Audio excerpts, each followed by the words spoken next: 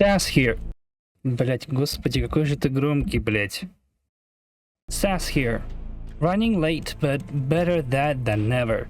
First of all, Doll's Nest Orphans is getting a physical volume published by Kadokawa Comics Ace.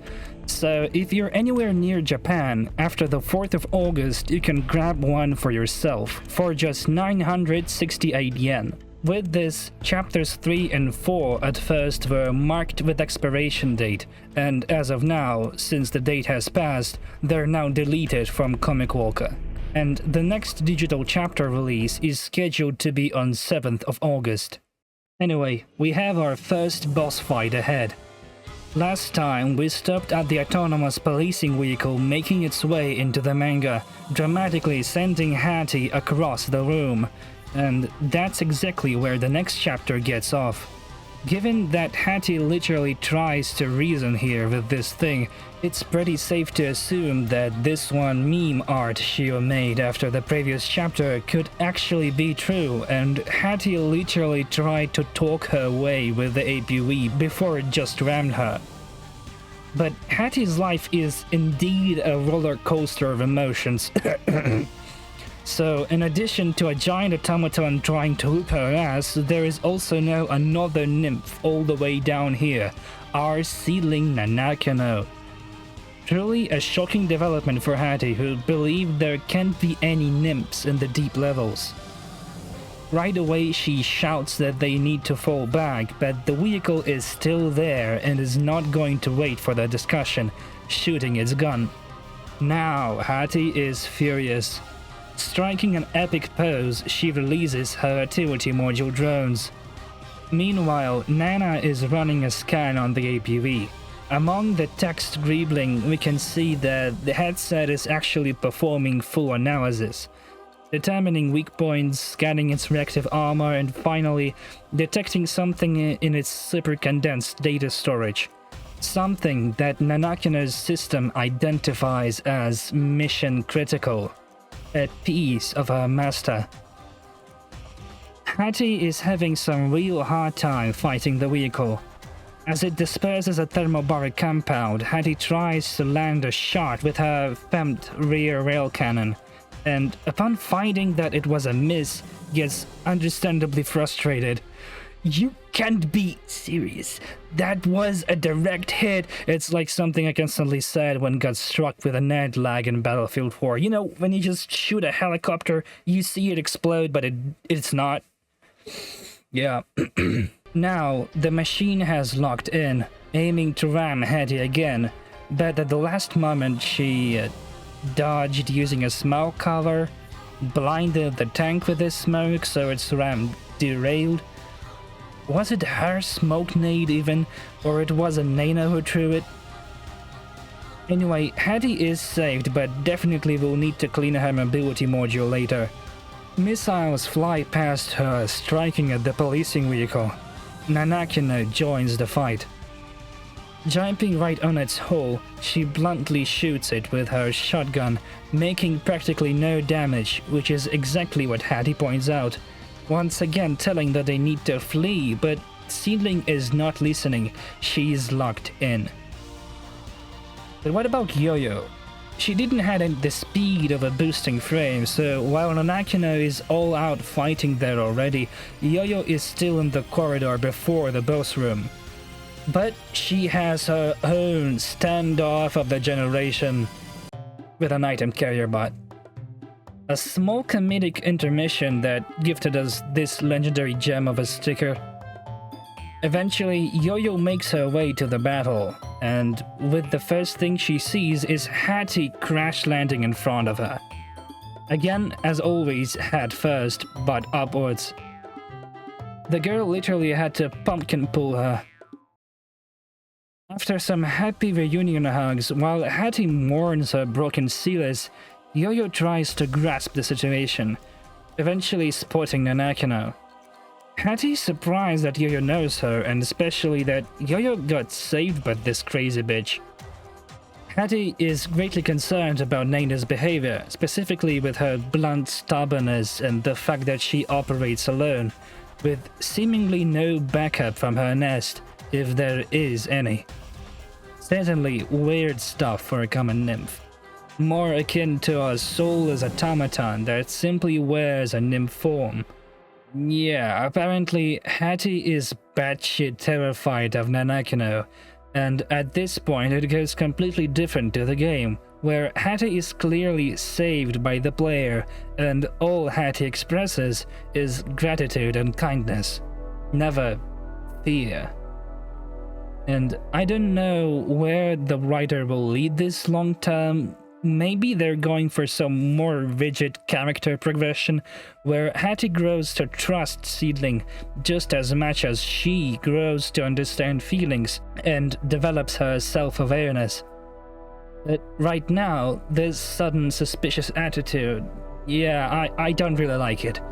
But anyway, we still have a boss to beat. What concerns Hattie the most at the moment is that fact that they seemingly have no chance to beat the APV right now. It's just too strong for them and possesses an adaptive armor that hardens on impact, with its cells quickly morphing back to negate the damage. So Hattie theorizes that they need more thermal damage to cripple the bonds between cells themselves. And that's actually pretty much true to the game, as the policing vehicle is actually more susceptible to thermal damage. And even now Hattie uses this point to poke at Nana for her seemingly pointless and self-endangering stubbornness, as she keeps pressing against the vehicle, while her loadout is completely unsuitable for it. Yo-Yo wonders if there could be any reason for such behavior, but given that just the very fact of a nymph being all the way down here is already unimaginable, it could be anything. Maybe a mission of some sorts? Anyway, Yo-Yo wants to help Nanakino, and Hattie has a plan. Blast it with a Daneslave so it softens the cells, and land a fatal hit from the Fempt. Here I decided to add these little notations with weapon images so the people who only read the manga could connect these names to the guns visible in Hattie's frame and like understand what she's talking about. But I don't know, I like how it looks, but it's one of those intrusive additions that were not present in the original, and some people can get reasonably angry about it, but I have received no complaints since anyway, so... Speaking of plans, Yo-Yo comes up with a plan of her own. She remembers about the cooling thermal sword she repaired, and decides to put it in use. Yo-Yo activates her mist stealth abilities, literally disappearing in the eyes of Hattie, shocking her. But she is quick to get back to what matters, realizing that there could be no other chance to execute the plan. It's now or never. She injects herself with an armor-piercing agent. Note how its effects are obviously painful, and previously Hattie mentioned that she is not sure if doing this will end well. In the game, both armor-piercing agent and muscle stimulator are not applying any negative effects on the player, but the muscle stimulant description directly states that it has accumulating negative side effects, lore-wise. This data is absent in armor-piercing agent description, but right now we can see that abusing this substance won't come harmless too. It literally leaves some strange burns or something around the eyes. Maybe it could be just a this cell magic digital effect, but I don't know. Yo-Yo now has appeared right on top of the vehicle, only to tell Nana that it's vulnerable to heat and ask her to use her cooling, but the APV is like, what the fuck? Turning its sensor only to see some scavenger suddenly appear in its turret, so it just slams the brakes, sending Yo-Yo fly. Fasten your seatbelts, kids. Hattie uses this opportunity while the vehicle is halted in place. It's about time to get the precise shot, and it connects, only despite doing quite some damage, it's still not enough. But there is no time to get another hit. Femt needs reloading and the vehicle will get to moving again soon. Pressure rises. Nanaki picks the kulim from Yo-Yo, slicing a tank shell in half, but Yo-Yo somehow figures that there's something wrong with the weapon and she might have screwed up its repairs. So she now shouts to drop it, and indeed it bursts with a giant beam of plasma, which is definitely not a normal behavior for kulim. Meanwhile, Hattie tries her densely femmed combo again, praying, while Nina decides to use this sudden jump in performance of her sword while it lasts. Together, they deliver a devastating blow to the policing vehicle, but again, it's still not enough to put it down for good. As a last-ditch effort, it disperses a huge amount of combustible particles, preparing to trigger a suicidal thermobaric blast. Hattie have lost hope, but Nana, even despite her cooling finally breaking, doesn't need such a thing as hope. She tears off the crippled tank's turret with her bare hands, ripping her left arm in the process. All she needs is to fulfill her mission, to get that piece of her master's body from this overdeveloped tin can, no matter what.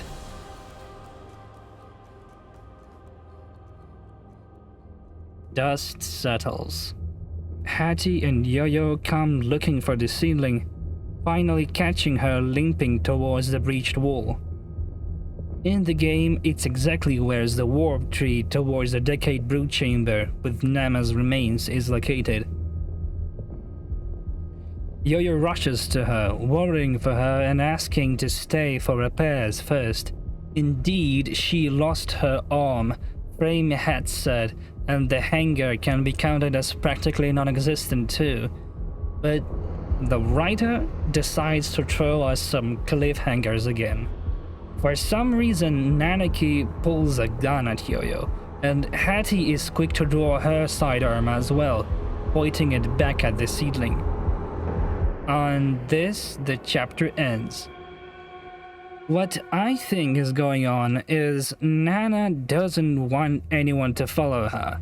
She'll demand them to leave, and that's what they'll do, but we clearly see that Yo-Yo has quickly developed some sympathy towards Nana, drawing similarities between her and herself. Блядь, я не буду перезаписывать. So she will use her mist abilities to break away from Hattie and stealthily follow Nanakino into the brood chamber. That will follow the game perfectly, as we never get to see Hattie visiting the hub area, while Yo-Yo moves in right away, opening her scrap shop there. But what is not following the game is, again, this cautious, borderline hostile perception of the seedling by Hattie. Never in the game she was afraid of or hostile to the player unless directly attacked. In complete opposite, she was passionate and friendly, worrying only about seedlings' well-being, both when they meet in the accumulation zone and in the Great Forest, where after defeating the Gardenian turret, Hattie is first and foremost wonders if the player gets hurt and warns her that doing such reckless things is dangerous. Basically, she is right away a full-on seedling's friend. And if there was a romance mechanic, I would have undoubtedly married Hattie.